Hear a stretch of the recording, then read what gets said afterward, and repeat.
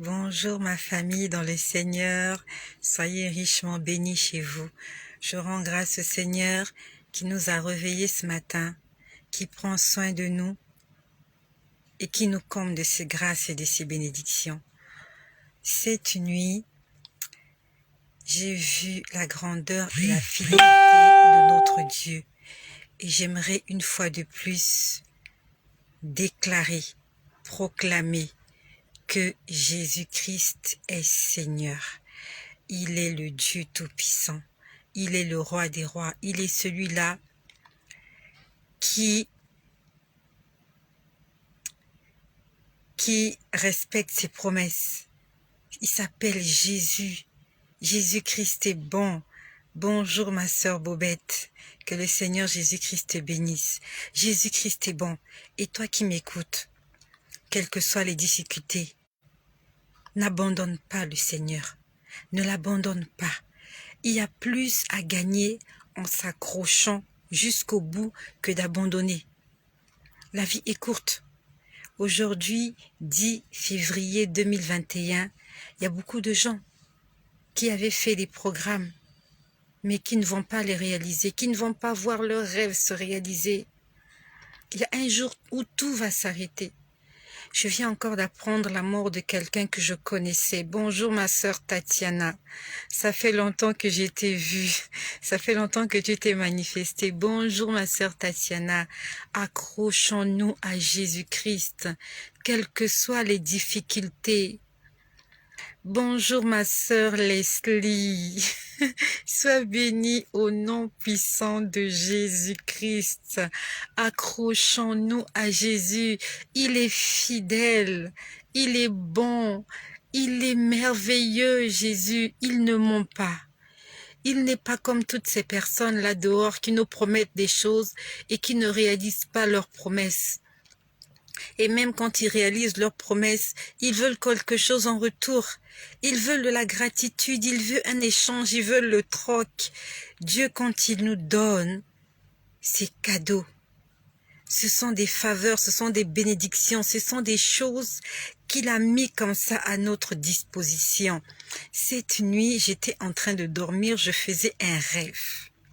Bonjour ma sœur Rosette, que le Seigneur te bénisse, qu'il te bénisse et qu'il te comble, qu'il enlève la tristesse que tu as dans ton cœur, qu'il te remplisse de son amour, vraiment, qu'il nous remplisse tous de son amour, que nous puissions sentir la grandeur de notre Dieu, car notre Dieu est au-dessus de toutes choses.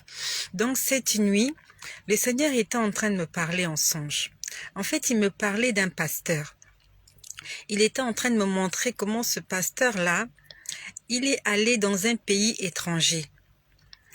Il est allé dans un pays étranger et dans ce pays étranger, il s'est passé quelque chose. C'est un jeune pasteur. Il s'est passé quelque chose dans ce pays étranger. C'est comme si on lui a transmis quelque chose. Et je ne sais pas si ce pasteur en est conscient qu'on lui a transmis une puissance. Bonjour ma sœur Aniva, bonjour ma sœur Marina, ça fait longtemps qu'on s'est vu, mais gloire à Dieu que nous puissions communiquer par le moyen de ces sites. Bonjour ma sœur Elena, vous êtes nombreuses, que le Seigneur vous bénisse et qu'il vous comble. Ma sœur Marina, je ne sais pas si tu as connu. Bonjour ma sœur Fallon. Bonjour, vous êtes nombreuses, mes copines, mes sœurs dans le Seigneur. Je n'ai pas de sœurs, de même père, même mère. Mais le Seigneur me donne la grâce d'avoir des sœurs dans le Seigneur. Des sœurs et des frères avec qui je peux partager ma foi, avec qui je peux partager ces expériences extraordinaires. J'ai appris la mort de quelqu'un aujourd'hui et peut-être que toi qui m'écoutes, tu connais cette personne et ça m'a fait mal au cœur. Je peux encore revoir son sourire, comment est-ce qu'il me parlait et aujourd'hui, 10 février 2021, il n'est plus là. Et quand j'ai appris sa mort, je me suis juste posé la question de savoir, est-ce qu'il a fait la paix avec Dieu avant de partir? Est-ce qu'il a fait la paix avec son prochain avant de partir? Faisons la paix, préparons ce jour-là. Ça n'arrive pas qu'aux autres. Un jour, ça nous arrivera. Ce n'est pas une fatalité. C'est quelque chose de normal. C'est quelque chose de naturel que de mourir. Ce n'est pas une insulte. Tout le monde va mourir. Ce n'est pas une insulte. Le problème, c'est qu'il faut se préparer. Il faut se préparer à rencontrer son Dieu. Et on se prépare dans l'obéissance. On se prépare dans la sanctification. Donc, je disais que cette nuit, le Seigneur était en train de me montrer en songe comment il y a un pasteur qui était allé en voyage et pendant son voyage, il s'est passé quelque chose. Il est allé quelque part où il y avait beaucoup d'hommes de Dieu, mais il s'est passé quelque chose là-bas. Et le Seigneur, en fait, était en train de me révéler cette chose qui s'est passée là. J'aimerais vous dire, et vous le savez déjà, que tout chrétien n'est pas forcément un chrétien. Que tout homme de Dieu n'est pas forcément un homme de Dieu. Demandons au Seigneur de nous donner le discernement. Il y a des hommes de Dieu qui prêchent bien. Pendant qu'ils prêchent, il y a des manifestations, il y a des choses qui se passent dans la salle, dans l'auditoire. Mais ils ne sont pas conduits par l'Esprit de Dieu. Et malheureusement, ce pasteur-là, il s'est détourné de la vérité. Nous sommes tellement à la recherche du sensationnel, nous sommes tellement à la recherche des prophéties, que nous sommes prêts à vendre notre âme au diable juste pour prophétiser. Aujourd'hui, le Seigneur m'a fait cette grâce. Et plusieurs, je sais, aspirent aussi à ce don. Et plusieurs aussi n'auront jamais ce don-là. Moi, je l'ai reçu gratuitement. Pas par l'imposition des mains. Je n'ai pas jeûné ni prié pour qu'aujourd'hui j'en puisse entendre la voix de Dieu. Non, Dieu me l'a donné gratuitement. Et si tu aspires à ces choses, faut juste demander au Seigneur de te le donner. Si tu aspires à un don particulier, demande-lui juste, Seigneur, je veux le don de prophétie, je veux le don de parler en langue. Faut juste demander. On n'a pas besoin d'aller signer un pacte avec le diable pour avoir le don de prophétie, pour dire des choses extraordinaires et de perdre son âme. Aujourd'hui, quelque part, les fidèles aussi sont responsables de ces choses. Parce que les fidèles des églises aujourd'hui sont attachés aux prophéties. Les fidèles sont attachés aux miracles. Nous aimons le sensationnel, nous aimons les choses qui bougent, qui nous impressionnent. Raison pour laquelle il y a beaucoup d'hommes de Dieu qui aujourd'hui se retrouvent dans le faux. Parce qu'ils veulent satisfaire la foule. Dieu parle à chacun d'entre nous. Dieu nous parle tous sans exception, sauf qu'on ne fait pas attention. C'est écrit dans le livre de Job, Job 33 à partir du verset 10. Dieu nous parle à tous. On n'est pas obligé de courir derrière des prophètes pour nous dire quoi que ce soit. Si tu demandes quelque chose à Dieu, tu te concentres dans la prière, dans le jeûne, Dieu va te répondre. Tu n'as pas besoin de te dépenser, d'aller voir quelqu'un, de courir derrière quelqu'un, de lui faire la cour, de le supplier, de l'adorer. Le diable est en train d'attraper beaucoup d'âmes comme ça. Il est en train de capturer beaucoup d'âmes à cause de la prophétie, à cause des miracles. La Bible nous dit, voici les miracles qui accompagneront ceux qui auront cru. Le fait d'avoir cru, il y a des miracles qui t'accompagnent. Tu n'as même pas besoin de le demander. Il t'accompagne juste. Donc, pendant que le Seigneur était en train de me révéler ce qui s'est passé dans ce pays-là, dans ce pays étranger-là où cet homme de Dieu était parti, c'est un pasteur, ça s'est passé en songe. Le Seigneur était en train de me révéler cela. Et le monde des ténèbres était alerté.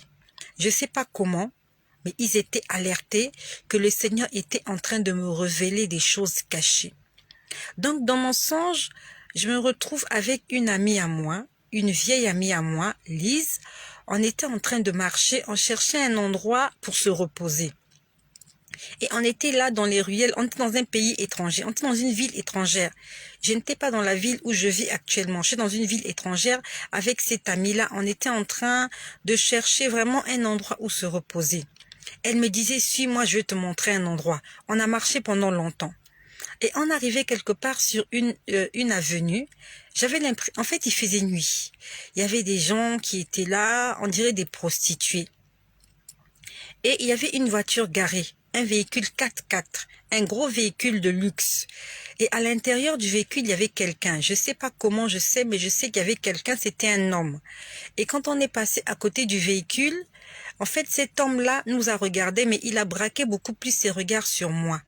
Comment je le sais, je ne sais pas, mais je sais que la voiture était fumée. De l'extérieur, on ne pouvait pas voir ce qui était à l'intérieur. Mais spirituellement, le Seigneur m'a permis de voir qu'à l'intérieur de la voiture, c'était un véhicule de luxe 4x4 qui était garé, du même côté que nous. Il y avait un homme à l'intérieur et quand on est passé, cet homme, en fait, on va dire que cet homme était intéressé par moi. J'ai dit, ça s'est passé en songe. J'ai dit à mon ami qui m'accompagnait, j'ai dit, tu as vu la voiture là? Le monsieur qui est à l'intérieur est intéressé par moi et je sais qu'il va nous suivre, mais ne faisons pas attention à lui. On a continué à marcher, le monsieur a démarré sa voiture, il a fait le tour et il était en train de nous patrouiller. Et quand il nous patrouillait, je pouvais le voir comment il était, il avait sorti comme un miroir. De sa voiture, il avait sorti un miroir comme pour nous regarder. J'ai dit à ma copine, là, j'ai dit, tu as vu le monsieur là, il est en train de nous chercher. Mais s'il vient se garer à côté de nous, s'il nous parle, je lui ai dit, laisse-moi lui parler, toi ne parle pas. Je sais que c'est moi qu'il veut. En fait, dans mon songe, je me suis dit que c'était quelqu'un qui voulait nous faire la cour. C'était quelqu'un qui voulait nous faire ma cour, mais il avait une apparence assez effrayante, parce qu'il était grand de taille, il était costaud. Donc, en fait, je savais que ce monsieur, en fait, je me disais que ce monsieur voulait nous faire la cour, et peut-être nous faire du mal, parce qu'il était dans une grosse voiture noire, fumée, donc c'était un peu comme les gens que vous connaissez là, qui sont dans les voitures fumées, qui font du mal aux jeunes filles. Donc, on a marché avec ma copine, et je ne sais pas comment on a fait, mais on a trouvé un endroit pour dormir. Je ne sais pas comment on a fait, mais on a trouvé un endroit pour dormir. Et on était là dans la chambre. Bon, je ne sais pas si j'étais avec elle ou pas, mais j'étais dans la chambre. La chambre était illuminée. C'était juste un petit studio pour dormir, pour passer la nuit et pour continuer le lendemain. Et je vois le monsieur qui nous patrouillait entrer dans la chambre. Il est entré dans la chambre sans toquer. Il est juste entré. Quand je l'ai vu, je me suis posé la question de savoir comment il avait su qu'on était là. Donc j'avais l'impression qu'il avait le flair. Il pouvait nous sentir par l'odeur. Quand il est entré dans la chambre, je l'ai vu. Il était grand de taille, il était impressionnant, il était gaillard. Je lui ai dit, comment tu as fait pour nous retrouver? Et comment tu as fait pour entrer ici? Il m'a montré un bout de papier. Il n'a pas parlé. Il m'a montré un bout de papier. Et sur le papier, c'était écrit, on parlait de moi sur le bout de papier. Sur le bout de papier, on lui avait écrit, on lui avait dit, on lui avait donné mon identité et on lui avait demandé de veiller sur moi, de me surveiller. Vraiment. Sur le bout de papier qu'il m'a tendu, il était écrit, cette fille est la fille du roi. Il faut veiller sur elle. Et après, c'était écrit, n'oublie pas que tu dois travailler demain. C'est ce qui était écrit sur le papier, avec une belle écriture, un petit morceau de papier. Il m'a juste montré le papier et il m'a dit, je ne suis pas loin. Il m'a dit, en fait, c'est comme si, en fait, il m'a dit, je suis juste aux alentours, je ne te perds pas de vue. Et je me suis réveillée. Quand je me suis réveillée, mon réveil sonne généralement à 4 heures. Il était 4 heures du matin.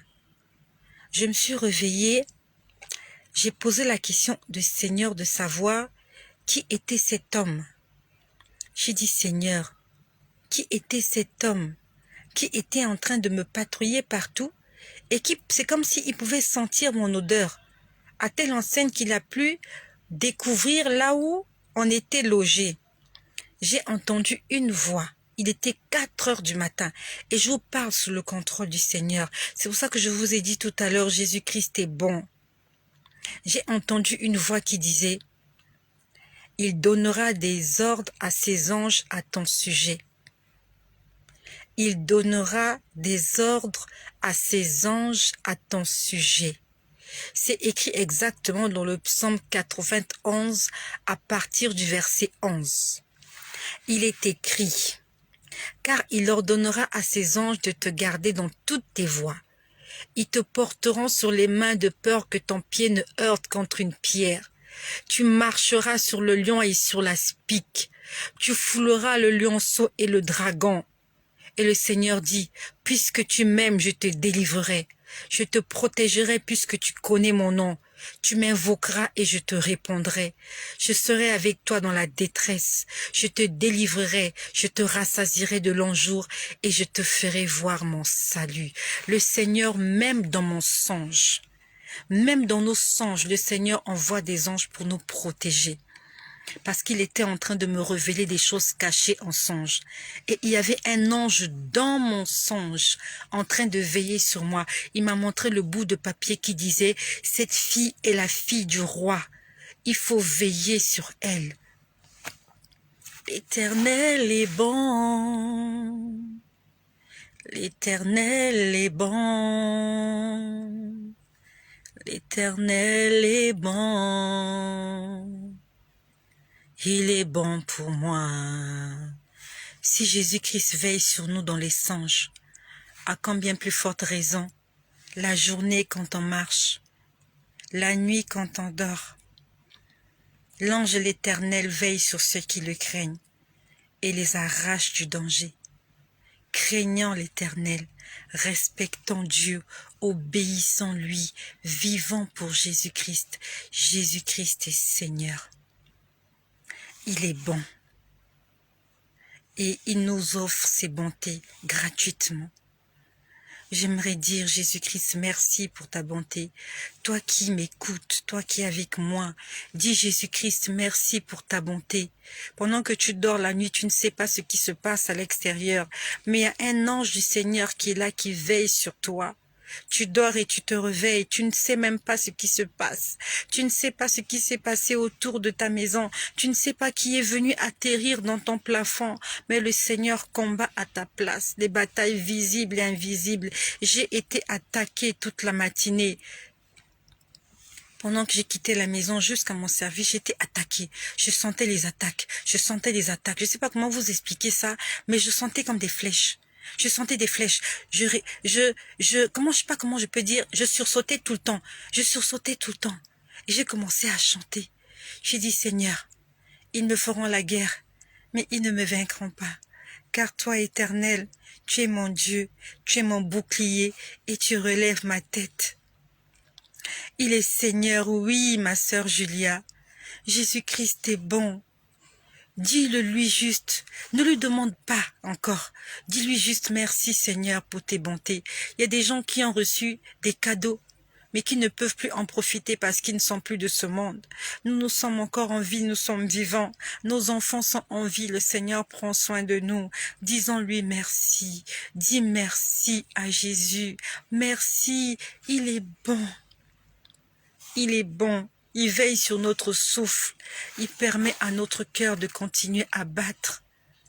Il y a des gens, leur cœur a cessé de battre. Oui, oui, ma sœur Aniva, Jésus-Christ, merci pour ta bonté. Il y a des gens, leur cœur a cessé de battre. Mais toi et moi, notre cœur continue de battre. Doum, indépendamment de notre volonté, indépendamment de nos efforts. On ne fournit aucun effort pour que notre cœur batte. Pour te lever, tu as besoin de fournir un effort. Pour faire la cuisine, pour faire la lessive, pour faire tes devoirs, pour faire tout, tu as besoin de fournir un effort. Mais ton cœur bat sans effort. Tu es juste là, allongé, ton cœur bat. Tu te lèves, ton cœur bat. Tu manges, ton cœur bat. Tu cours, ton cœur bat. Tu fais tout ce que tu veux, ton cœur bat. Et c'est gratuit. L'Éternel est bon, il est notre bouclier. L'Éternel est bon, chante juste, sois un enfant reconnaissant. Sois un enfant reconnaissant. Tu n'as peut-être pas encore vu tous tes rêves se réaliser, mais sois reconnaissant pour la vie qu'il te donne, la vie est la chose la plus précieuse qu'un être humain puisse avoir. C'est pas l'argent, c'est pas les maisons, c'est pas les voitures, c'est la vie. La vie, c'est la plus belle chose que nous puissions avoir. La vie. Dis merci au Seigneur pour la vie. Parce qu'il n'y a pas un magasin où on vend la vie. Il n'y a pas un magasin où on vend le souffle de vie. Il y a des magasins où on vend des maisons, on vend des carreaux, on vend des voitures, on vend des vêtements, on vend du make-up pour que tu sois belle, on vend des produits pour cheveux, on vend tout. Mais est-ce qu'il y a un magasin où on vend la vie? Là où tu peux aller acheter la vie, tu peux dire j'achète la vie pour 2021. Il n'y en a pas. Tu peux faire des provisions dans ton congélateur. Mais la provision de vie se trouve dans les mains du Très-Haut. C'est lui qui a la provision de notre vie.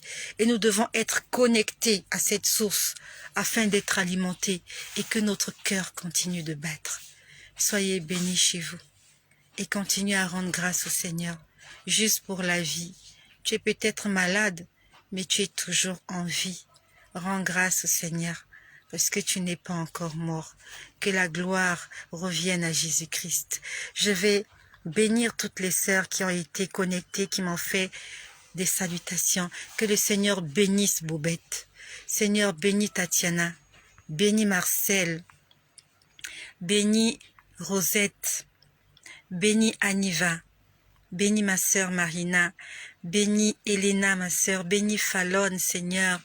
Encore Elena, bénis Elena, bénis Julia Kimbembe, bénis Aniva Mwanza, bénis Aniva, bénis la Rosette, bénis Julia, bénis Tatiana, bénis Elena, bénis Reine. Seigneur Jésus-Christ, sauve nos âmes.